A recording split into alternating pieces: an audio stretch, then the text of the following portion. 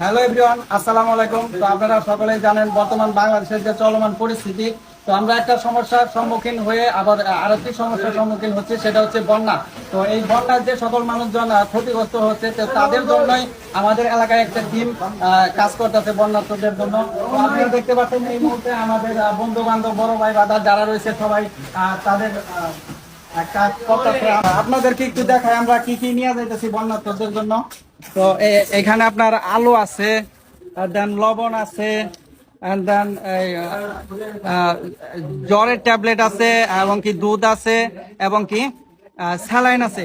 তো চাউলও আছে, এবং আমাদের আরো সামগ্রী আছে, আপনাদেরকে দেখাইতেছি। তো আপনারা যারা যারা ওইখানে ত্রাণ নিয়ে যাবেন, এই সমস্ত জিনিস নিয়ে যাবেন।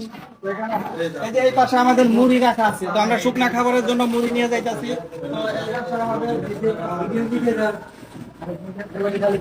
তেল আছে, আরো বিভিন্ন